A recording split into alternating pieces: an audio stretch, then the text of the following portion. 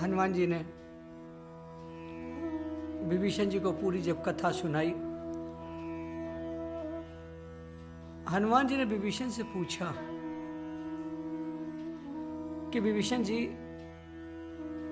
मेरे मन में एक बात चल रही है, अगर आप कहें तो पूछें।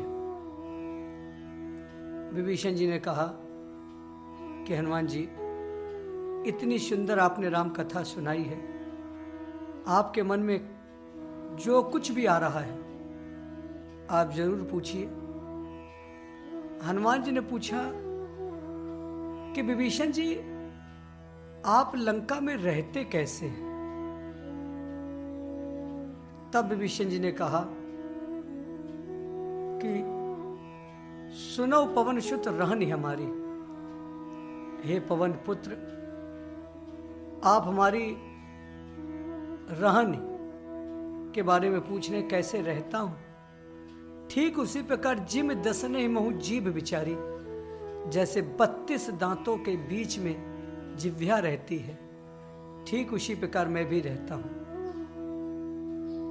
यहीं पर हनुमान जी ने विभीषण को मंत्र दिया कि तुमरो मंत्र विभीषण माना।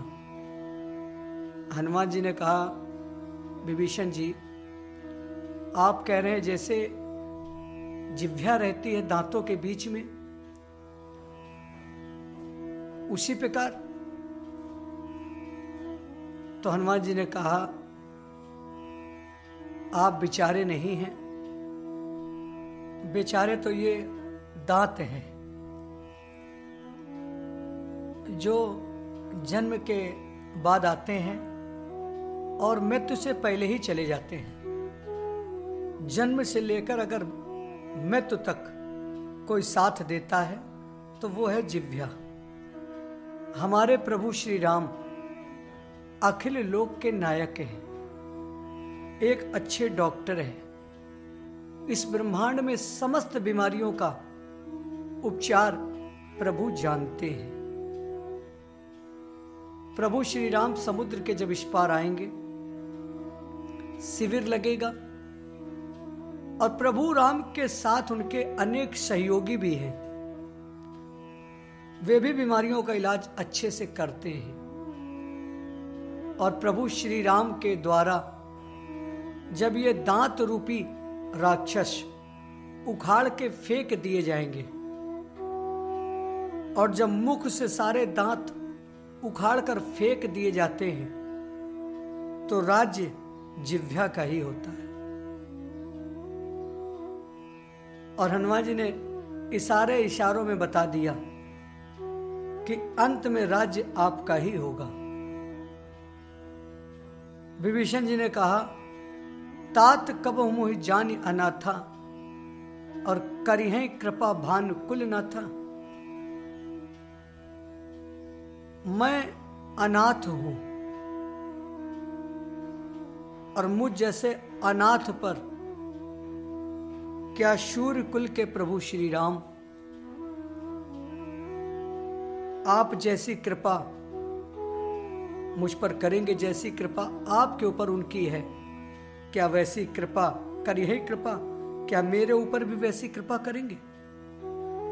क्योंकि तामस तनु कछु साधन नहीं, हमारा तो शरीर ही तामसी है। प्रभु श्री राम के पद चिन्ह भी मन में नहीं आते।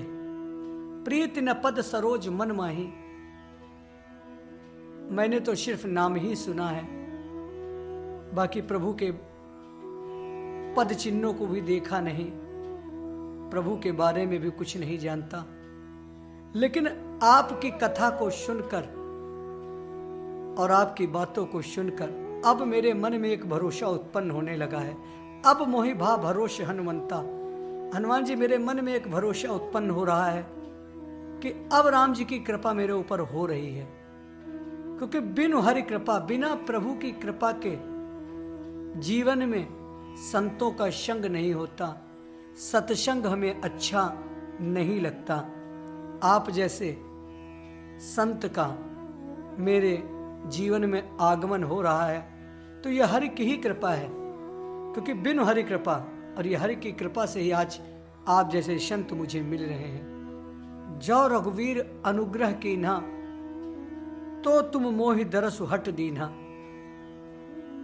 आज प्रभु श्री राम के कृपा दृष्टि के कारण आज आप मुझे दर्शन दे रहे हैं। आपके दर्शन हो गए, इसका मतलब अब प्रभु श्री राम के भी दर्शन मुझे हो जाएंगे। हनुमान जी ने कहा, विभीषण जी सुनो विभीषण, प्रभु का रीति, आप प्रभु के बारे में ज्यादा नहीं जानते हैं।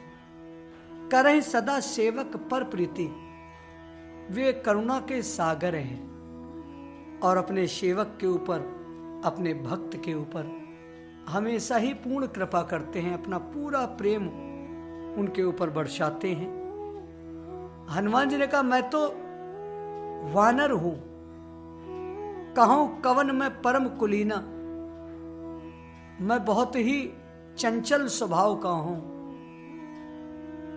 किसी भी प्रकार के गुण नहीं मेरे अंदर। कप चंचल सबही विदहीना, वानर होने के कारण, चंचल होने के कारण मेरे अंदर किसी भी प्रकार की कोई विशेषता नहीं है। यहां तक कि सुबह जो मेरा नाम ले ले, प्रात ले जो नाम हमारा, तेहि दिन ताहि न मिले आहारा, उसे दिन भर भोजन न मिले। जो मेरा नाम ले ले उसे भोजन न मिले।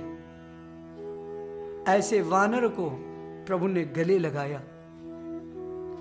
और बहुत लोग चर्चा करते भी हैं, हनुमान जी कह रहे हैं कि जो कोई सुबह मेरा नाम ले ले उसे भोजन न मिले। क्या ऐसा होता है? हनुमान जी अपनी दीन दशा को बता रहे हैं इन बातों के द्वारा। यहां भोजन का अर्थ दूसरा है, क्योंकि हनुमान जी स्वयं शंकर, स्वयं केसरी नंदन, हनुमान जी स्वयं शंकर भगवान है। और काल भी उसका क्या करे जो भक्त हो महाकाल का। तो जो सुबह सुबह हनुमान जी का नाम ले लेता है, काल जो होता है वो दिन भर उस व्यक्ति को अपना आहार नहीं बनाता है। यहां अर्थ ये है। लेकिन लोग सोचते हैं कि हनुमान जी का नाम लेने से भोजन नहीं मिलता है। भोजन नहीं, उन व्यक्तियों को काल अपना आहार कभी नहीं बनाता है जो सुबह शंकर भगवान का, हनुमान जी का नाम लेते हैं।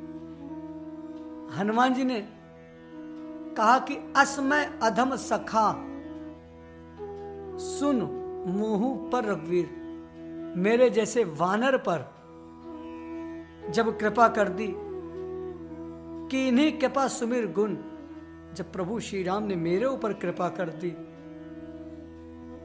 जो मैं कि वानर हूं जाति का, भरे विलोचन नीर। और हनुमान जी रोते जा रहे हैं, प्रभु के राम के बारे में बताते जा रहे हैं कि कितने करुणा के सागर हैं, कैसा भी हो जीव, हर किसी के ऊपर कृपा करने वाले हैं। ऐसे हैं प्रभु श्री राम।